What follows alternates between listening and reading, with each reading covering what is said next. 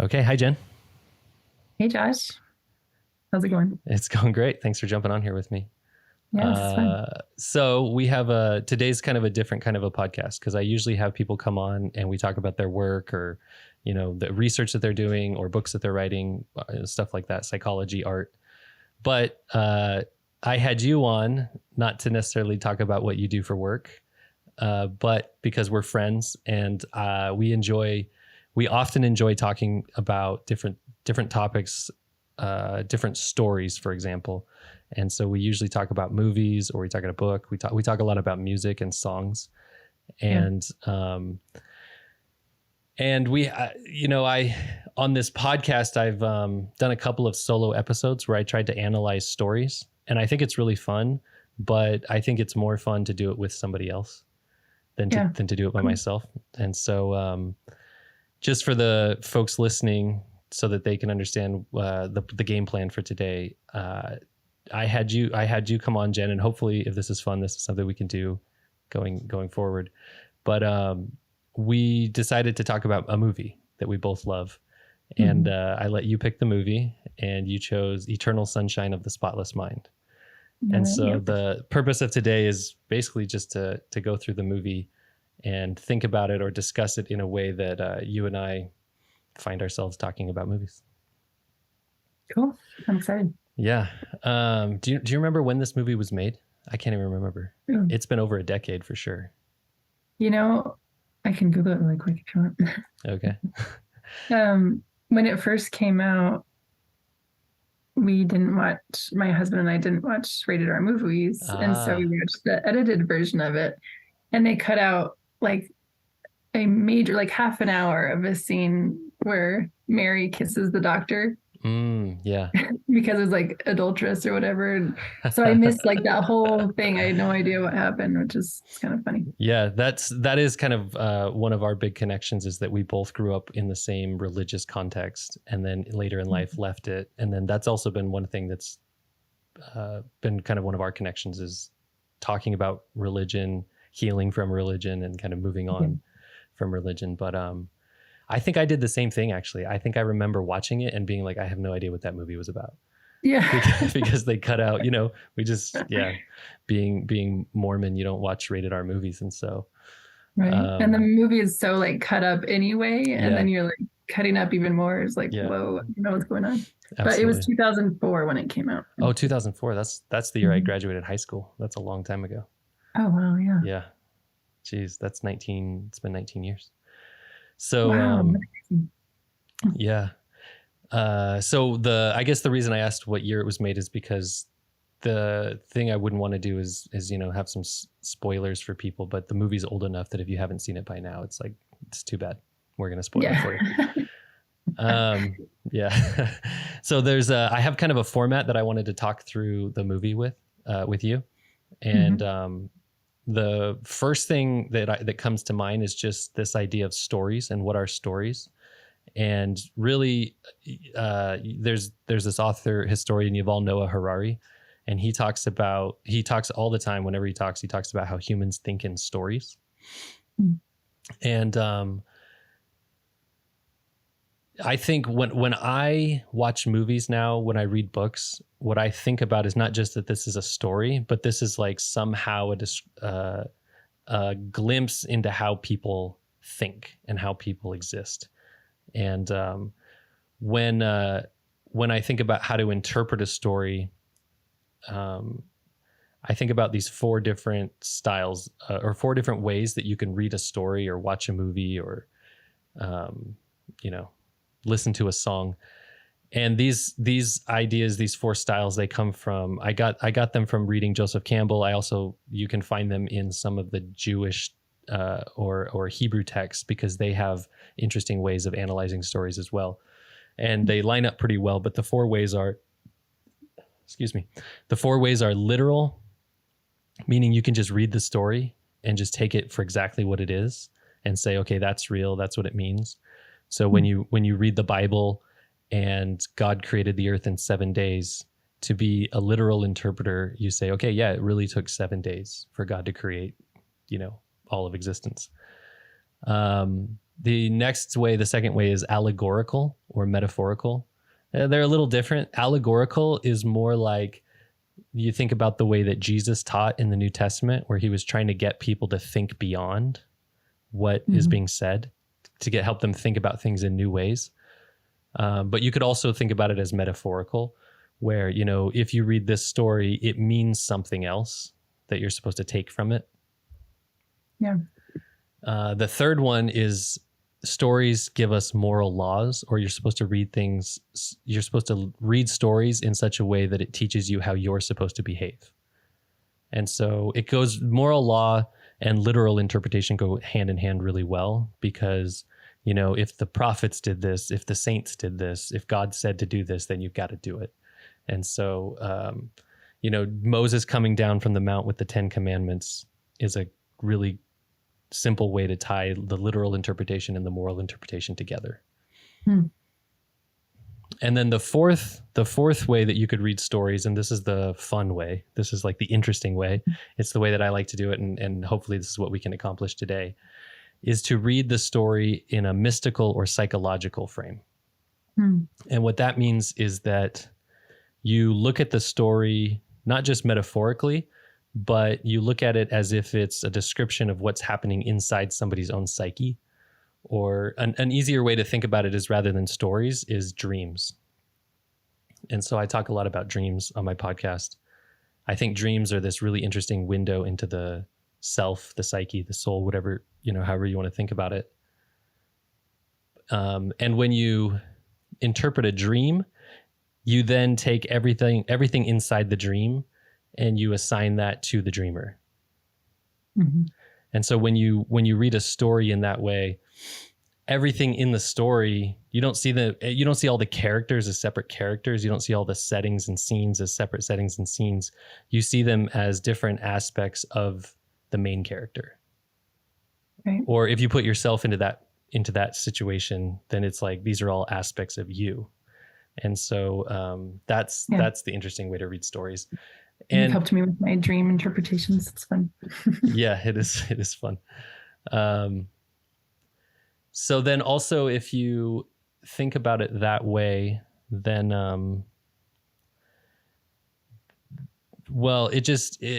you have to think about what every detail represents. And you can think about it. What's interesting about psychology is that it can apply to an individual person, but almost the exact same analysis can apply to groups of people. So whether you're talking in psychology, whether you're talking about the individual or the culture, the individual or the society, it's almost directly translatable between the two. And like an individual would have a shadow side that they're not fully aware of the things that they're doing or the reasons why. And then, cultures and societies have shadows as well. That's just a simple example. Okay. So when we get into it, I think this is the way that I want to talk through it. And I want to hear, I know I'm talking a lot right now. I'm trying to set the stage, but I'm really interested to hear your just different take, that might be different than mine, your understanding or your interpretation of some of these things. But then there's the other two things I want to do is I want to talk about why people like stories, or said another way, why do people think that they like a particular story? And so for the example I would give there is like Peter Pan. When people, it seems like everybody seems to like the story of Peter Pan on some level. And it makes sense because it's like a very common kind of it's something that's referenced all the time in our culture, and everybody knows the story, and everybody kind of has this, I think everybody deep down has this wish that they could go to Neverland and live in a tree and swim with mermaids and all this. But I think that when people, if you were to ask somebody, why do you like Peter Pan? Or maybe I'll ask you, like, why do you think people like Peter Pan?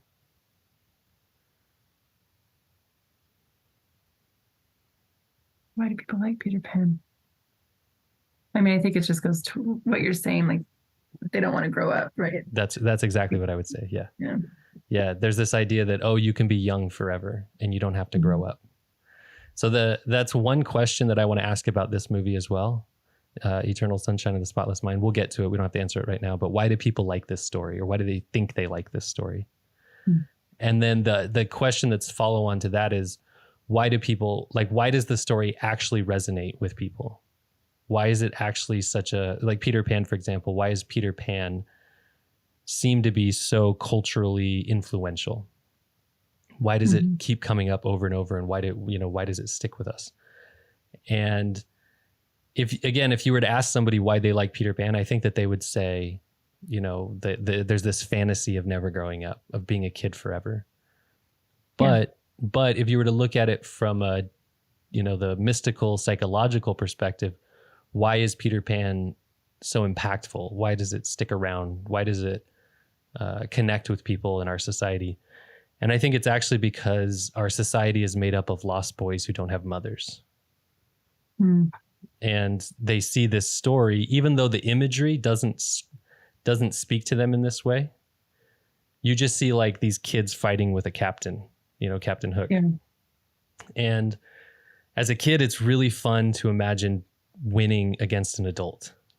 It's like, what kid didn't fantasize about being able to like beat up an adult? Like if you're watching a movie and there's kids that can, like there's this movie I like to watch with my kids. It's called Three Ninjas, and it's about these little boys who are, they train in karate, or ninja, or whatever the ninja fighting style is. And they fight adults and they win. And so when kids watch it, they just get so excited and they're just, they're into it. It's like, wow, this is amazing.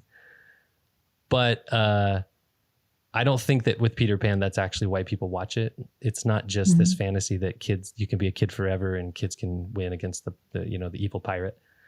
I think it is that in our society, we don't, most of us are lost. We're lost boys, and our parental figures, they behave more like a Captain Hook than they do, a loving Wendy.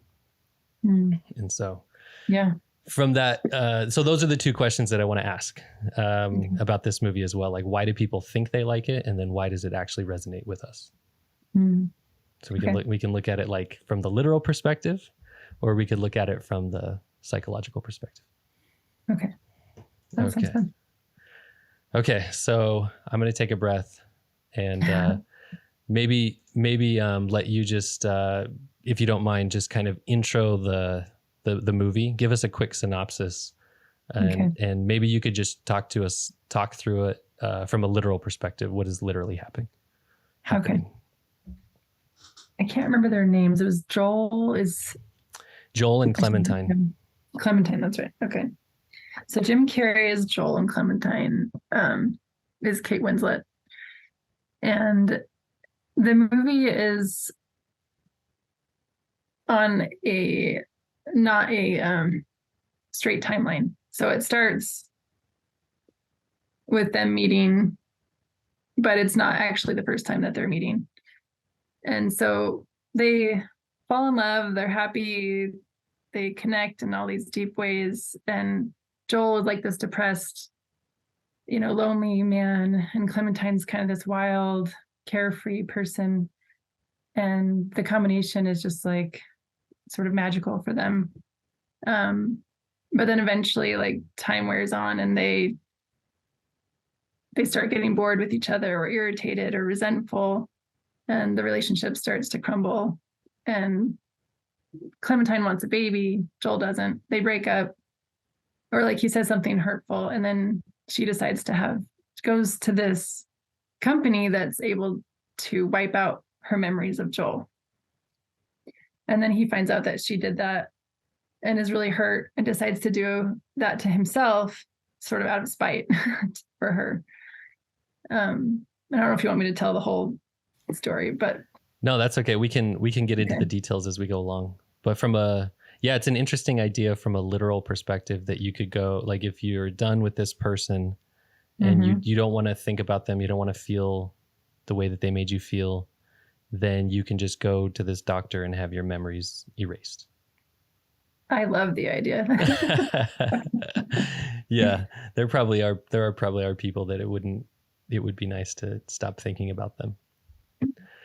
Well, I But think it's interesting when we go through these breakups, that's what a lot of people try to do, right? They disconnect from them on social media. They don't talk to them. They erase their pictures. Like they're doing everything they can to literally like remove them yeah. from their memory. The Yeah. good and the bad, right? It is kind of a weird reaction that we have, because well, first of all, if you have just friends, like a regular friend, you don't usually have some kind of big breakup with a friend. Right. The relationship's not so, culturally defined that you have to set like a specific, I don't know, you just don't have to define it that way. There's no like DTR determining the relationship where you're like, okay, we're friends now. And then later on you're like, we're not friends now. There's no beginning or end. It's just like, there's no formal structure. Sometimes there are people who, they maybe they don't understand boundaries. They don't respect you enough. You realize, oh, I can't be friends with this person. But that feels very different than, for whatever reason in our culture, it seems like if you break up with somebody from a romantic relationship, it's like you never knew each other. Yeah. I think it's one of the saddest parts about life, honestly. This person that you deeply cared about, you suddenly are strangers. Yeah. It's actually really weird if you sit and think about it for a second. It really is. Because if both the people are healthy, it seems like you should be able to split ways, part ways, but then still remain, in some kind of a healthy boundary, at least communication. Right. Yeah. I agree. But this story from a literal perspective is a romance. Mm-hmm. And so if I was to ask you the question, why do you think people like the story? Or from a literal perspective, why do you like the story? What would you say to that?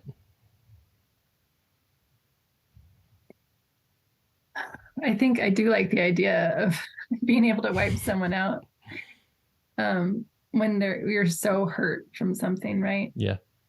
But I like the way the movie looks at it, because Joel is getting his memories wiped, but then he's regretting it in the wiping. Yeah, and he's as it's happening. He's like, I don't actually want to lose all these memories, even though there's all this pain and everything. And so I think it's a really beautiful way to look at it, that we can take the good with the bad. We don't have to just wipe everything out, and we can integrate it into our experience in a healthy way rather than just like cut it out. Yeah. I think I agree. It's like a really interesting take on this idea. So just for me, if I was to say, why do I like this movie? I think any movie that does like there's a romantic tension that doesn't feel too like overproduced. Like it seems realistic in a way that can just be that can draw you in, that tension. Because there is a desire, I think, that everybody has to see romance work out, even though it's like in the real world, it's few and far between. Right. But I think there's that real desire to see the romance work out. But then there's also to see the tension when it's not working out is also engaging for people. But then the storyline of it's creative in a way where there's some fictitious process or medical procedure you can go through to have specific memories removed from your brain. But also I would say this is I guess outside of the analysis, but of like the literal versus psychological, but I would just say that the movie's done in a really interesting way. Like you were saying, it's not a straight timeline. It's not linear. It kind of bounces around, and then the way that they get to the procedure and he's laying in bed. And so then you're seeing most of his experiences as memories rather than in real time as they happen. And so just from a filmmaking perspective, it's really interesting as well.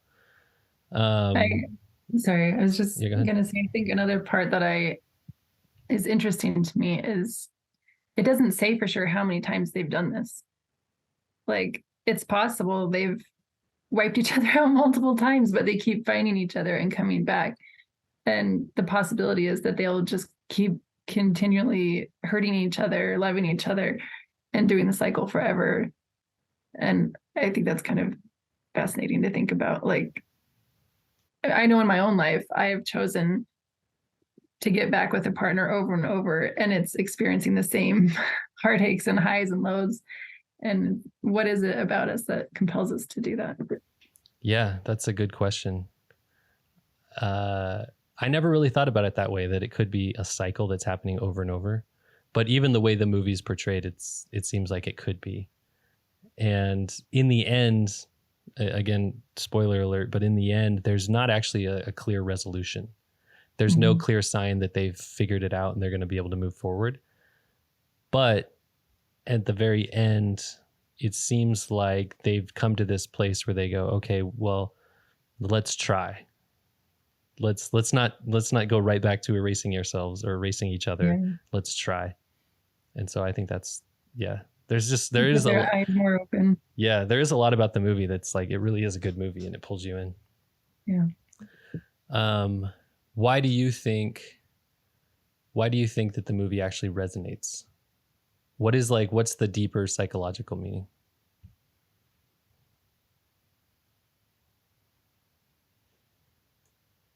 I think it's kind of just a microcosm of life, like the light and dark of all of us and the good and the bad. Like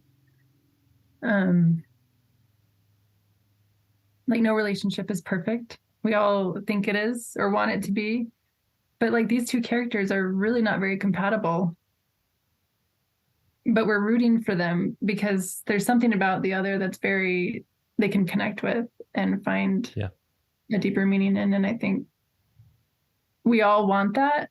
We all maybe just don't see it in a realistic light, that it is going to be a lot of shadow with the light. Yeah. I don't know. Yeah. No, I think that's a good answer. I think there's like a definite pull between them. There's like this they're like opposite sides of a magnet. They're they're polarized. Joel, who's played by Jim Carrey, is he's very quiet. He's very passive. He's timid. He's cautious. He's like a pushover. Yeah. And he never has anything to say. He never like has the words to share. Mm-hmm. And then on the flip side, Clementine, who's played by Kate Winslet, she's just complete the opposite, where she can never stop talking, even if she has nothing to say. Yeah. She's just like it's just pouring out of her. And so where he's quiet, she's loud, and where he's timid, she's spontaneous. Mm-hmm. And so this is where I want to jump in and start talking about it as if it's an individual psyche, or another way to think about it is it's a dream. So whichever form of conversation is easier, we could follow both tracks. But if let's say it's a dream, and let's say that the dreamer is Joel, the main, he's the protagonist of the story. And then Clementine comes along and she's the antagonist. And so what that would mean from this perspective is if it's a dream that Joel is dreaming, then he is himself and she is also a part of him. Mm-hmm. And so if that was the case, then the part of him that I would see her being is his anima, which is that's what Carl Jung would have called it in his work. It's the female aspect of the man inside the man. And so there's this polarity. They're so different, but that's why they're drawn towards each other. Right. And from a psychological perspective, that speaks to a part of the self that's been neglected and is desperate to be seen and to be integrated. You used that word earlier, and I think that sums up the movie, is this idea of like, how do you actually integrate these painful things from from yourself, from your childhood, from your experiences, from your life. Yeah. And so Clementine, again, like loud, crazy, she's a big risk taker. She wants to take risks. She wants to do things like go out on the ice when it's frozen, and she wants to sneak into people's beach houses when they're not there and drink their wine. And she wants a baby. She wants a baby. Yeah, she's like ready to have a baby. She wants to create something new with Joel, right? If you look at it that way, Joel's the main character, Clementine's his anima, and she's saying to him, we need to create something together. Mm. And that's how the process of individuation works. Yeah. And so the interesting thing about it is that she's also drawn to him. Yeah. Like if you look at him from an outsider's perspective, you look at his persona, he's just this really boring guy. Right. Who he never has anything to say. He never has anything exciting to do. So why is it that Clementine is drawn to him? And I think it's explained by this idea that if she is his anima, then he is her lifeline. So she needs him to pay attention to her so that she can grow as well, so that she can escape not only what he's struggling with, but what she's struggling with. Mm-hmm. Yeah. I can see that. So it's really interesting. I don't know where to go directly because there's so many different characters we can talk about. But if you remember in the movie when they finally decide they're in his dreams, but they finally decide that they don't want to be erased.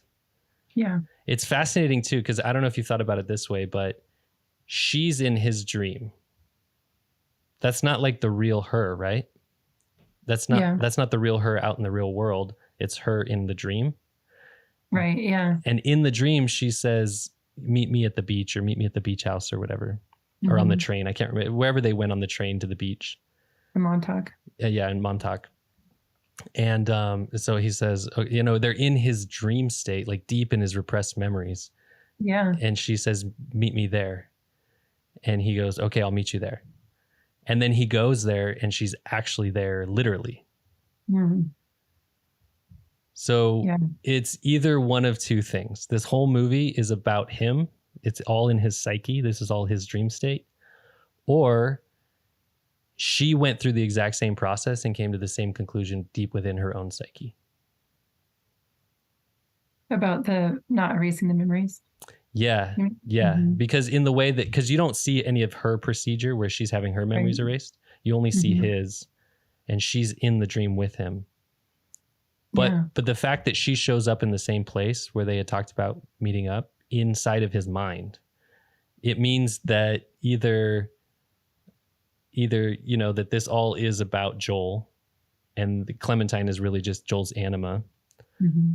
Or if you were to look at it from a literal perspective, like literally, how did she know to go there as well? Then during her own procedure, she must have gone through the same process of trying to avoid having her dreams deleted so that she could keep Joel. Yeah. And then in the same way, he must have said to her, meet me in Montauk. Whoa. I hadn't thought of it like that. That's cool. Yeah. So I don't, I didn't write the book, or I didn't write the screenplay, so I don't know exactly what the authors were thinking about it. But the fact that she actually shows up there, it speaks to me of like this idea of the anima, that this whole story is part of some collective psyche or like individual psyche, playing out in these different characters. Yeah, I like that. So when they're in his dream state and he's trying to figure out how to avoid her memories being erased, what they start to do is they go to memories. They start to go to memories that she was never in to begin with. Mm. And so the doctors are having a hard time tracking it. They keep losing the connection or whatever it is.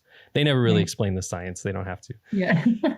But they keep trying to figure out, what's happening. Why aren't they able to track, his dreams? And it's because he's going to memories. He's taking her into memories. They're like running around in his brain and they're going to memories that she actually wasn't a part of. Mm-hmm. And the doctors are eventually able to track them down and keep erasing. And so Clementine says to Joel, we need to go deeper. We need to go to memories that have been repressed. And so she starts to say, we need to go to places where you've been humiliated. Mm. And so from my perspective, it's the same kind of thing is happening, where in the literal world, when they're out on the ice and she's saying, Joel, come be risky with me. Mm-hmm. And he's saying, no, I don't want to do that. But she's like making him do it. Or they break into this beach house and she's like, Joel, come be risky with me. Take some risks. That's like the literal version of it. And then in the dream state, you see how she's also saying, we've got to take some risks. We've got to go places you don't want to go. Mm-hmm. And from a Jungian perspective, that's the role of the anima. Okay. The anima is the, or from a woman's perspective, it would be the animus, the man inside of her who's saying, you've got to do some things for me, and they're going to be risky. Mm-hmm. And so she says to him, we need to go to places where you were humiliated. Yeah. But honestly, even before they got to the humiliation, they're just going to memories that she wasn't in, and they end up in Joel's memory where he's a child and he's under the table and he's crying. Yeah. And so if you think about Joel's persona, like the personality that he shows to the world, who he is, he's this really quiet guy who has nothing to say. Mm-hmm. And then in the kitchen scene where he's a little kid under the table, he's like crying and he's trying to get his mom's attention. And he's trying to get his mom's attention and he's trying to get his mom's attention. And his mom, who of all people who should be interested in you, it's your mom. Mm-hmm. She would rather just have drinks with the babysitter. Mm-hmm. And so she's like avoiding him and avoiding him and avoiding him. Yeah. And so, of course, he develops this persona where he's this guy who doesn't have anything to say, because he even says, like, he thinks he doesn't have anything interesting worth sharing. Because nobody would ever listen to him. Yeah. Mm-hmm. And so then when he gets older, there's this woman, Clementine, and she's saying, like, talk to me, say something, mm-hmm. say something to me. And he's like, I don't have anything to say. And so this whole process of, it looks like a romance between Joel and Clementine, but it actually, mm-hmm. I actually see it as Joel's anima working on him to pull him out of this persona. But in order for, oh, sorry, if you had something to say. No. I'm just listening. If he had, she's trying to pull something out of him, trying to get him to see that he has things worth sharing. But those those memories of someone not being interested into him are so old, and mm-hmm. they started so young that it was just a reality of his existence. He doesn't actually think about them as the cause for who he is today. Yeah. Oh, I like that reading of the movie. Yeah. And I think in a way, like that's the individuation process, is you have to like court the animus inside of you as mm-hmm. your other half. And in order to do that, you're going to have to take risks. And so once they get to that point, you can kind of see why Joel ended up as Joel. But then she says, we need to go farther. We need to go deeper. We need to go to humiliation. Yeah. So how do you think that works out in the end?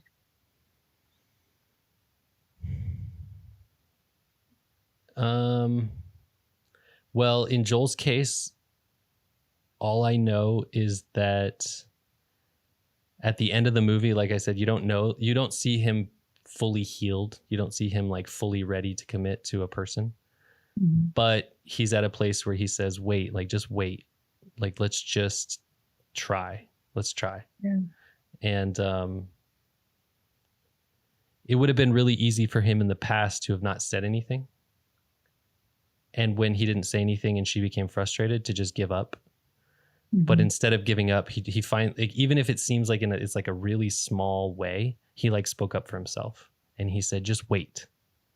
Yeah. And that's what he needed. He also says to her that he doesn't see anything about her that he doesn't like at the end. And she's like, we'll just wait, you will, or something like that. Yeah.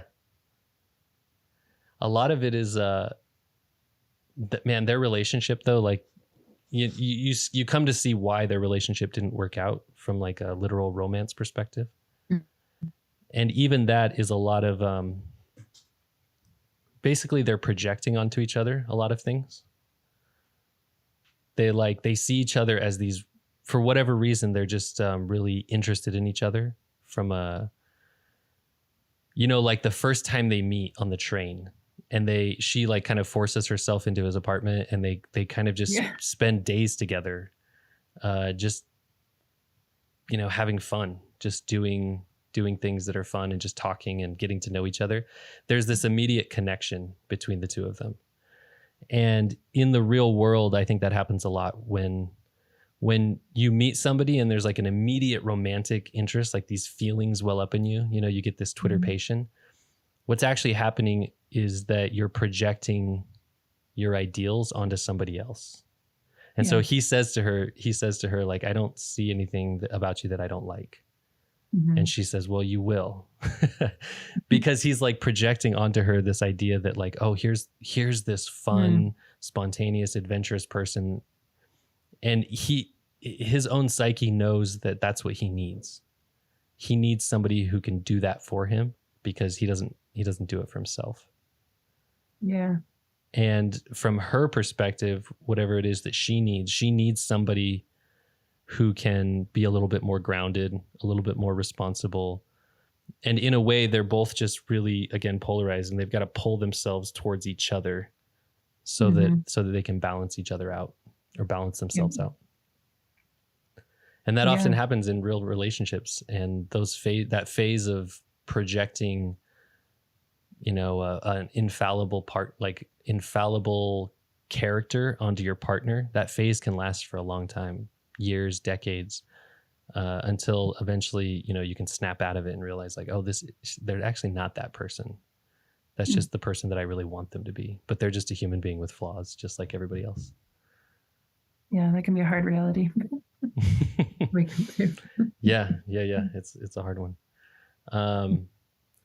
But there are a bunch of other characters too. And if we're going to talk about this as like a dream, or as somebody's psychology, then there's like all these other characters that are actually interesting too, because Joel and Clementine are the main story, the main romantic story. But there's this other smaller romance. There's actually a couple other romances that are happening. Yeah. There's the Dr. Mirzwiak and Mary, his assistant. You find out that they have some kind of a fling. Mm-hmm. And so then there's that romantic situation, but then there's also the doctor with his wife, and that struggle with the assistant there. Yeah. And then there's also like Stan, who's played by Mark Ruffalo. And he also seems to have kind of a little fling going on with Mary, who's played by Kirsten Dunst. Mm-hmm. And then there's Elijah Wood, who plays Patrick, and he is a really interesting character to me, because he's trying to, he's seeing the dreams of both these people. He's in their houses while they're asleep, and he's like stealing things from them. And then he's using this information to court Clementine outside of the whole situation. And so Clementine doesn't even know that Joel still exists, because she's had her memory erased. Mm-hmm. But this guy, Patrick, who's played by Elijah Wood, he's trying to use Joel's like secrets, like his memories, his inside knowledge of Clementine, to woo her, or to like manipulate her in a way. Yeah. He like reads his journals and uses his lines, and he's trying to be Joel. Yeah. Isn't that funny though? The way that they do the movie is really interesting, because you get your dreams erased, and you don't go to like a hospital to lay in a bed where you're in this situation that's not your own bedroom. But instead you lay down in your bed, and these strangers come into your house, and they're in your house all night long while you're asleep. It's very strange. And they're drinking beer. And... making out. Yeah, they're like smoking doobies and Yeah. taking their clothes off. Oh man. So when I think about, so if you think about all these different characters, I was saying that you could look at Joel as if he's the main character, and then Clementine is an aspect of him. That's his anima. So it's inside of him. All these other characters, you could do the same thing. They're all inside of Joel. They're all just different parts of him. Yeah. And so when I think of that Patrick, who's Elijah Wood, he's like this, he's like a very weak person. He's kind of dim-witted and weak and selfish. And in a real way, he is kind of like Joel's child self. Okay. So he's like this kid. He's like the child, the young boy who's still trapped inside of Joel. Yeah. And so when he tries to interact with women, with Mary the assistant or with Clementine, in either case, he's always very unsure of himself. And it comes across in such a way that they don't really like him. Mm-hmm. And I think Clementine puts up with him, but Mary almost just kind of like brushes him off, like, leave me alone. Yeah. Yeah, because Mary, if Mary's also a woman inside of Joel, then she's also another reflection of his anima. So who would the doctor be? That's a great question. The doctor is, he's like the adult in the room. He's the one with experience, and he's got the power and control. Mm-hmm. So I don't know if I have a label for that, but I would say he's like this projection of what an adult should be doing. But then he's also manipulating Mary because she's already been with him and he had her memories wiped. Yeah. So these are all like, this is how Joel dates women.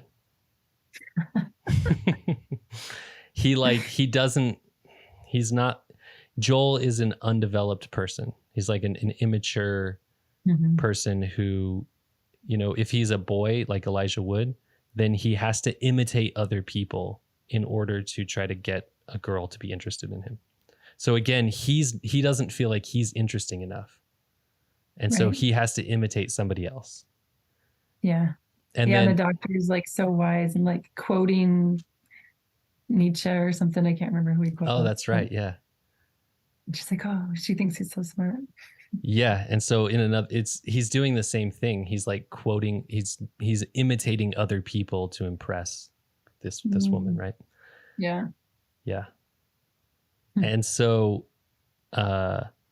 if Clementine is Joel's anima, and what she sees in Joel is just somebody who's like grounded, a little bit like he's a little bit calmer than, like way calmer than she is, and just somebody who can like balance her out, then Mary is like even the more immature version of his anima, who's looking for somebody who can like balance her out even more, who's looking for, she's wants to take care of her. Exactly. Yeah.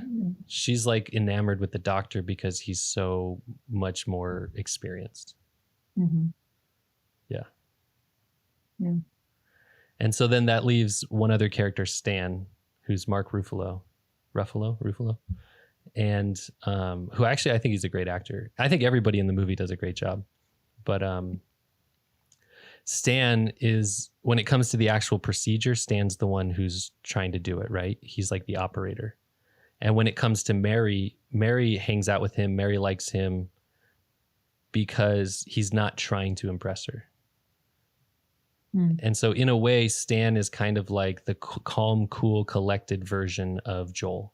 He's like when we're young and we go through traumatic experiences, we all struggle to take, whatever we had to do in that situation to cope, to survive. We take that thing with us going forward. And so that's like Elijah Wood's character, the child. But at the same time, we come up against situations where, especially people who,